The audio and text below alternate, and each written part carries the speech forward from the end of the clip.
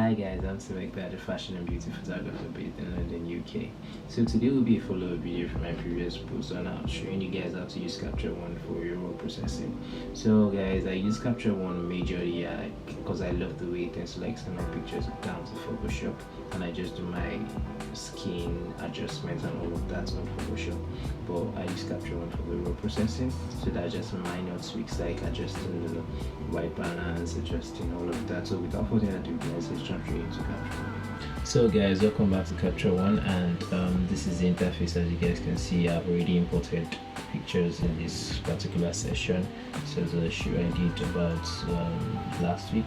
Yeah, so I have my images in this session right now. I'm going to, like, let's say, like, if you guys have decided to like select your images like I told you in the previous video, saying you need to like if you're trying to make selections, you could either use the number 1, number 2, number 3 to make your selections, which I did here.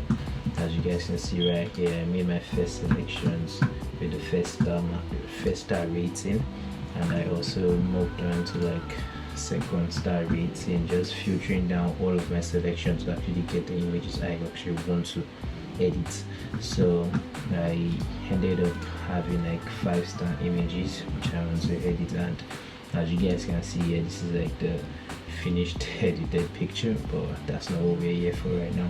This is the image this is the image, not straight from camera this time. This is the image already processed, or should I say I've already done my raw conversion on this image. So but we don't want that, so I'm going to like come right here and reset this image. This is the image right now straight from camera. So as I have this image straight from camera right now, what I'm going to do is I'm going to come to this my menu here, which I told you guys in the previous video, saying I'm always stuck with at this menu for the other one. So I want to, like, looking at this image, I think I might want to like adjust my contrast, my highlights, and all of those stuff. So I'm going to start off first from my white balance. My white balance seemed perfect to me because I always ensure every time I'm shooting, I'm always shooting with the correct white balance. So I'm going to leave my white balance just the way it is. I'll leave my tints just the way it is. Now my exposure, I could decide to bring up the exposure just a tad bit, but at the same time I'm looking at this Instagram right here. You don't want these curves on your Instagram going way too much to the side. You're definitely going to get an overexposed image that way. You don't want that, so you need to be watching the curves of the Instagram at the same time. So I could just add a little bit of exposure to this image. Now contrast is different between your highlights and your shadow, so I'm going to add a tad bit of contrast so the image could like pop a little bit. And notice something guys, when I'm trying to add the contrast to this image, you can see, just watch the curve. You can see the curve is actually separating out, it's spreading out, so you need to actually have that in the back of your mind. You don't want to do the contrast too much, just a little bit. What I often tell people that I tend to like teach have one-on-one class with like photography lectures is, like, I tell them it's just a little bit that tends to like make a whole lot of images. You don't need to do any dramatic change to your images, just subtle little additions or subtraction will make a whole lot in your pictures. So I'm going to add a little bit of contrast, which I just did here. Here about 7. I'm going to leave the brightness. Brightness is almost like exposure for me, but I'm just going to leave that saturation. I leave my saturation with straight from my camera. Now my dynamic range, if I could see this image right here, maybe I feel the shadow is like I'm not having too much details in my shadow, then I could decide to tweak around my shadow or my highlight. If I see my highlights is like is blown out. But for you to confirm that on Capture One, we have this menu right here, which is your exposure warning. If you click this, you're going to see if an area is overexposed, like blown out. So I just clicked this right here. What was going to happen? I'm trying to like increase the exposure back. Can you see? You can see this red thing is showing here, showing you that your image is like getting blown out. Like, you need to fix this. So for now I don't really need to like do any dynamic range recovery because I feel the image looks okay the way it is. Me increasing my highlight right now, you see, this is just me adding a little more highlight to it, but it's not really bad because It's just right now I can see this red patch around the outfit, which is like showing this part of the image is getting overexposed. I'm losing details in this part, likewise the floor part. So I could decide to just bring that back a little bit. That means I added a little bit of highlight. My shadow seems fine the way it is, but I could just increase the shadow a little bit. The white, I'm going to leave the white the way it is, because let me tell you guys the difference between white, highlight, shadow, white and black. Highlight to me is more like does increase the brightness in a very subtle way. It is not all dramatic. White is like the last part. Okay, let's take this a little more professional. This is my white area. From here to here is my white area in my picture.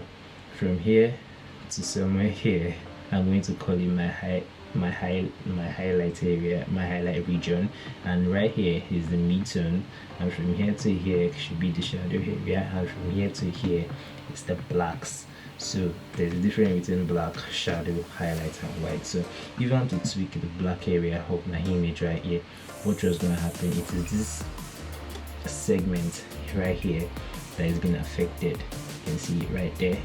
Blacks is like very drastic, the lowest points in your Instagram.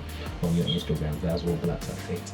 So blacks, I might decide just add a little bit of blacks to this, crush my blacks a little.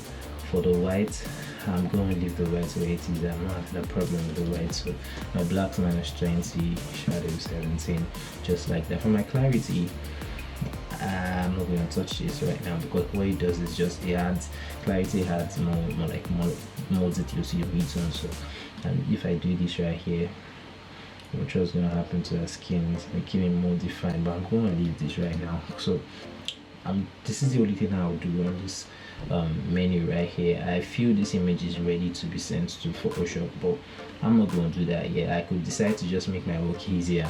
If I feel the model skin isn't looking like looking even, maybe like there's a little bit of like discoloration on the skin, I might decide to tweak that on Capture One before sending it to Photoshop.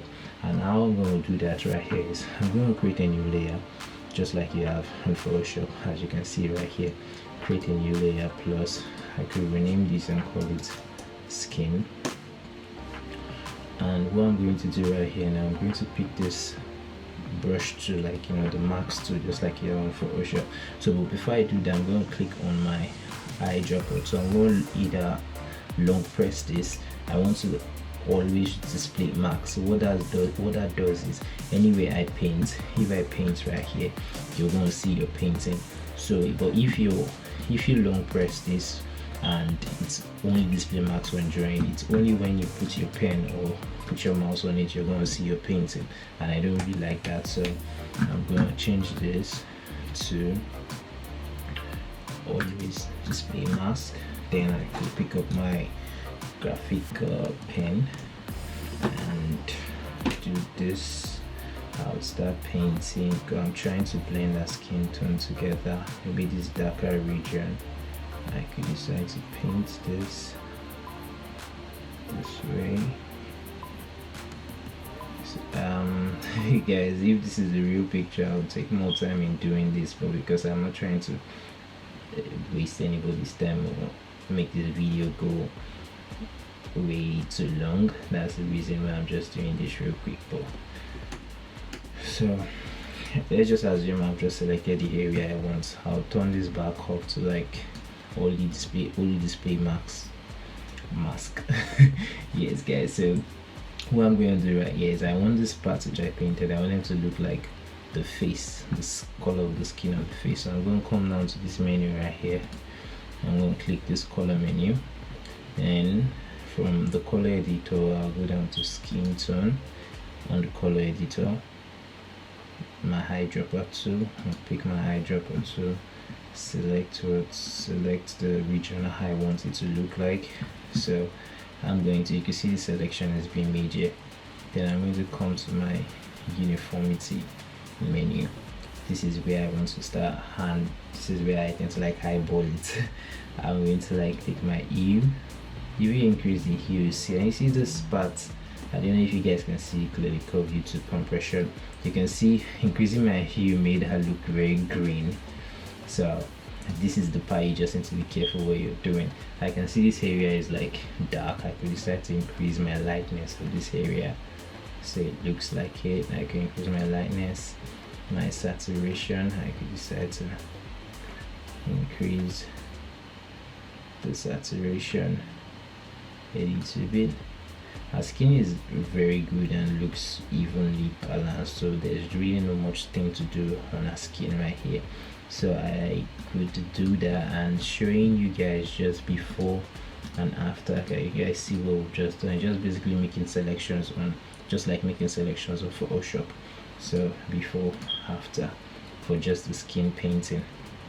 So guys, if I've done all of my raw processing as I showed you guys just now, if I've done all of the skin blending the skin together and doing my basic exposure, contrast and all of those stuff, then I would send my image, I'll send the picture down to Photoshop. And how I'm going to do that is I'm just going to like I'm going to right click and do what, come down here and go edit with, that means edit with. So I'm going to edit with Photoshop 2021. So and my setting for editing on Photoshop 2021 is my format is PSD 16-bit. 16-bit has more color details in it, so I'm going to edit 16-bit. My CC is Adobe RGB and my resolution is 300 pixels per inch and my scale fixed. So what I'm going to do is edit variant. As soon as I click that, capture will automatically send this picture straight down to Photoshop. So guys, I hope you've been able to learn something new today. Kindly like, comment, share and subscribe, and don't forget to click on the notification icon to get notified anytime I post a new video on my channel. So cheers guys.